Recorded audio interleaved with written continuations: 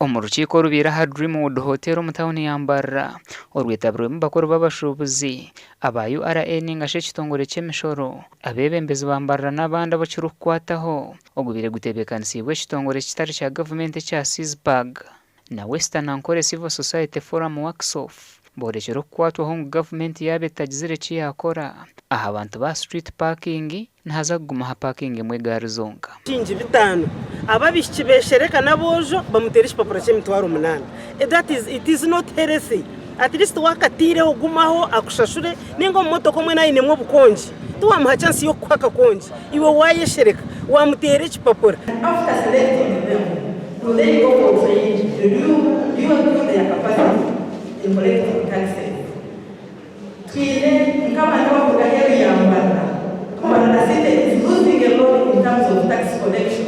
Omuhwezi wa meya habwa Mbarara City nagira contract yaberiyo neho yo ngunahabwecho bagumiza munemechwe nkeji batabongera tamu of office yawe neho yo mudesema wankantu teka kubo kwegarkamo ebituru kwenda babikora nabontu basa kubongera konka cya kitari yecho nabandi bantu babasa kutahama akorwana no rembo rwiza.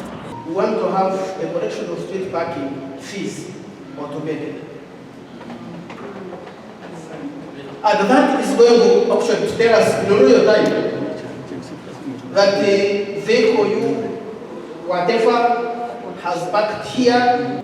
Council ne aiming akushorozeze motoka oshanga umuntu bamuhereza receipt kurgizoba akamarizoba ryona.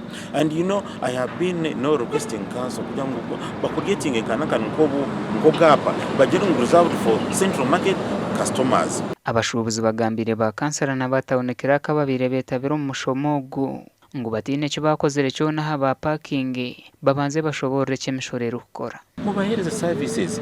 What else do you want from these vendors? No ndesente no ndomshoro vendors aba bakakushashoro mbwire then yokabakora chi bakwenda. But when it takes long then you are provoking or you are prompting these people to behave in a manner that is not good.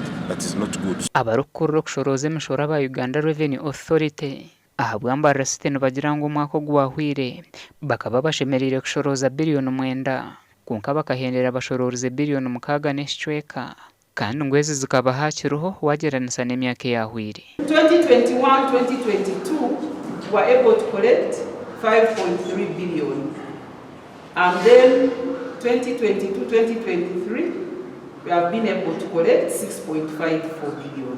Ebinde byaganirweho no kufurra barukuguza no kubije sanduche okubiya hanguto bakabate nyuma no kwihabatembeye ha street ngo habo kuba nabajabirize town gasha kwa mayi kwatwachiri.